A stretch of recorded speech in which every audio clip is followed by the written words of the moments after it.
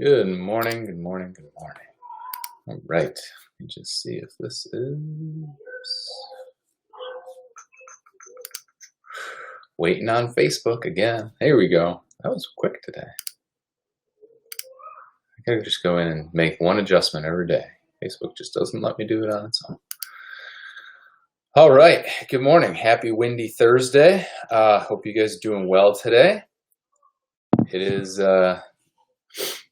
another week is almost behind us, which means that we are in the last day. Yeah, the last day of April. Tomorrow starts May 1st. It's like I tell you, can't complain about the weather as of late. Good morning, Mother. Good morning, Andrea. It's been a pretty awesome spring. It's allowed you to be able to get outside a little bit more than in years past. I was actually out on a run yesterday, and I was thinking about it, and I think it was April 29th last year was our last snowstorm. So I think it's safe to say that we have passed the snow season in Syracuse. I believe it was April 29th last year, because I remember people literally were losing their mind over it like it was some abnormal thing. Good morning, Matt. Matt, our guest from Monday, was featured by Hoka, which is a running shoe company. That actually makes a lot of sense as to why there was so many pictures of you actually running in the middle of winter and showing off your Hokas, because you never do the run workouts I give you. So that made a lot of sense to me now. So I haven't gotten a lot of emails for this virtual race, which is slightly disappointing, or this virtual challenge, whatever you want to call it. But makes less work on my end. So, I trying to come up with things that, to help keep most of you motivated through the month of May, going into June. Our world is supposed to start to resume May 15th. We'll see if that happens. I believe that in Syracuse, the cases have started to plateau or even start to decrease a little bit, which is a good sign. But is it because the virus is going, or is it because people are following social distancing? And once we stop following social distancing, everything will come back. We shall see. So yesterday I used a couple of lines that, I had said, if you want to be exceptional, you have to put in exceptional work day in and day out, especially during times like this, which got me thinking to one of the things my old baseball coach used to say, which was, that you don't just practice a skill, you want to perfect a skill. And we would take with baseball, we would break everything down to the pieces. So whether, as a pitcher, I was always working on the mechanics side of things, because without proper mechanics, I was unable to perform at the level I was capable of. Could I just go out and throw and probably get stronger? Sure. But if I'm doing that with poor form, am I doing that? Am I leading towards injury, or am I leading something on the table? So after saying that yesterday, I started thinking, and a lot of people who have been training for an Ironman or a marathon or some other race, this is more geared towards you. A lot of times we get, and I do the same thing. When we start training for a race, it becomes, let's just use Ironman as an example, because it's a very time consuming sport. Most triathletes, when they're training for an Ironman, will train upwards of 15 hours a week. I mean, not for the entire year, but as they get into the bulk of their training, it's going to be between 13 and 20 hours usually per week that they'll commit to training. Swimming, biking, and running. Obviously, a big portion of that's going to come on a long ride or a long run. Like if you're going out for a Saturday morning ride, you might be out there for 6-7 hours to get 100 miles in.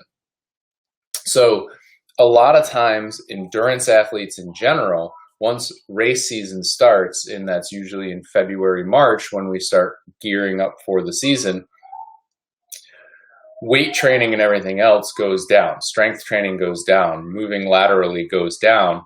Well, as an endurance athlete, you move straight forward. It's very rare that you're moving side to side. So what happens is we start to develop deficiencies and dysfunction in muscle because we are moving in a singular pattern, in any unilateral pattern. So looking at it more from taking this time, and it's like, okay, so your races got canceled. Do you still need to ride 500 miles a month, or could you ride 300 miles a month but spend that additional what you would use for those 200 miles and start incorporating some strength training, focusing on some of the areas that you're weak? Or maybe you focus more on your mobility or yoga, something that will allow you to you can take this time and work on some of those weaknesses so that when races do start to come back online, you are able to be stronger, be healthier, and be more prepared to perform at a higher level. So, if I run and I bike pretty much every day, if I start to add in body weight exercises, whether it's 1,000 miles a month, yeah, exactly. If I start to add in a lot of lateral movement, or I train differently, if I, go back to doing barbell work and, filtering in some of the CrossFit style workouts that I used to do, and start training on what some of my weaknesses are, then once my race season restarts or begins, whichever it will be, and for me, I just don't think it's going to happen this year at all, is I'm going to be a better athlete all around. One of the oldest sayings is you're as strong as your weakest link. Well, we can apply that to fitness and home life and in every aspect. If we apply it to fitness, then if my glutes, if my butt doesn't fire when I ride my bike, if I have underactive glutes when I'm running or biking, then I could use this time to, okay, what are some ways that I can strengthen, my glutes, or, wherever my weakness is. If my core is my weakness when I'm running, as I start to run, I'm going to start to hunch over more. Spend that extra time, work on your core. So, you can pick apart some of your deficiencies and use this time. If you're an athlete, you always want to work on, it's always fun to work on your strengths. Matt is an amazing cyclist. He's super powerful, which is why he likes to ride his bike. Matt hates running, which is why he doesn't typically run, which is why this month his goal, he's going to ride his bike a lot, but our goal is to have him start upping his running mileage, because that's where he's weakest. That's where he can improve more. Good morning, Aunt Bobby. So taking the time to be able to pick on one of your weaknesses. And just like Corey Brooks had said 3 weeks ago, maybe, I don't know, the weeks all kind of blend. But when Corey was on here, either the first or second time, he was saying he's taking this time to take something that he's not good at and becoming good at it. And again, this is the perfect opportunity to do that. And if you're an athlete who trains and is so focused on your race calendar, and you're going from race to race, or you're going from event to event, and you don't have time to scale your training back, if you're training at 80%, maybe you have to scale back to 70% to be able to spend that other 10% doing the minor durability exercises to improve your rotator cuff function so that you can swim faster, or that, you have a strong, you have a stronger shoulder complex, whatever it might be. But take a step back, think about what your weakness is, where you are weakest, and then move that forward. Because again, if you're only going to be as strong as your weakest link, you can sit here and you can train all day, every day. But if you still have this dysfunction, all you're doing is you're layering on top of dysfunction. And eventually it will bite you in the ass, and literally and figuratively, and you will come out of it injured, which means that now you're spending even more time not doing anything at all. And then you have to overcome even more. And there's a huge part of the population, from a sports psychology standpoint, that when they get injured, the mindset totally changes. It becomes this why me mentality instead of you have the opportunity now, step back, scale back, and then address some of this stuff before it gets to the point where it's, where you're getting injured. So I just wanted to put that out there for all of those people who check this out, that are athletes, that do train, that are training for an event. And even if you don't, this can still be one of those things that you can work on. If you just have a goal of, if your weakness is that, you are an amazing procrastinator, come up with tools so that you don't procrastinate. I hate reading physical books.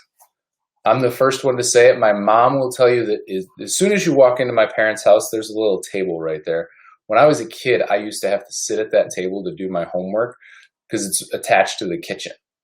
And that way, when my mom was making dinner, I was sitting right there doing my schoolwork, because if I didn't, if she was like, oh yeah, just go to your room and do your homework, I wouldn't do it.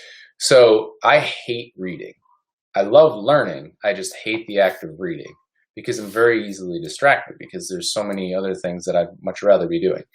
So I force myself to read my 10 pages a day, first thing I do when I wake up. I get 16 ounces of water, I read my 10 pages, and then I go and I make coffee. And the reason that I do that is that I know if I wait and I put that off till later in the day, it's going to be the first thing I forget to do, because it's the last thing that I want to do, but it's the first thing that I need to do. If that makes any sense. So if you are the type of person that's like, I'm just going to go for a walk later, I'm going to go for a walk later, I'm going to get my workout in later, I'm going to do my 10 push-ups a day later, do it the first thing when you get up. When you get out of bed, do it then, and then start your day, because then it's not hanging over your head. It's like there was a guy that was in the Air Force that had said if he ever does anything in life, the one thing he does, he always makes his bed. And he said the most important reason you make your bed is because if you don't get anything else done the entire day, you've gotten something done. You've made your bed. He goes, and the other side of that is if you have the best day, when you come home, you look at your bed and you're like, oh, it looks so nice when it's made, and obviously military, they are very clean cut with their bedding and such. So, it's very nice. It looks beautiful. And he said, or if you have the shittiest day in the world, you come home and there's nothing better than tucking in and going to bed in a nicely made bed. He goes, so if you do anything every day, it's make your bed. And take that to other aspects of your life. Work on that weakness. Work on something that you always procrastinate doing. And then when you do it, you're doing it with this like, oh, I hate doing this. And that's what a lot of us do as athletes with this nonsense work, is what we like to call it, where it comes to like the durability. I'll do my lateral band walks because I have to, because they're going to help me to improve. But this is a time where it's like, I'm going to do them with the intention of making it part of my day so that I can improve, so that once race season starts again, I'm stronger. So, kind of got off a little bit on that, but really the premise is, if use this time to really focus on something you are not good at and become great at it by doing it, not just to do it to go through the motions, but to do it with intent and do it with purpose. So tomorrow is Friday. Tomorrow I will have my good friend Natalie on. She's a professional cyclist, type 1 diabetic. And again, I think she was diagnosed around like 24, 25. I don't know. She's just a kid. So she's also a full-time professor, and she travels the world doing research. So it should be a very interesting conversation. I'm looking forward to it. She is ketogenic, and this is something she's become ketogenic 100% on her own. She did a lot of the research by herself because there just wasn't a ton of it available, and on so that we can chat about her nutrition history, as well as how she manages all of the pots on her plate, and on her stovetop. And I mean, she's traveling to Kazakhstan, Dubai, wherever, and she still manages to find time to train, to teach, to present, all of that stuff. So that'll be a good way to end our week. And then you guys you'll have a great weekend. It should be another nice weekend here. So I will see you guys tomorrow. Have a great day.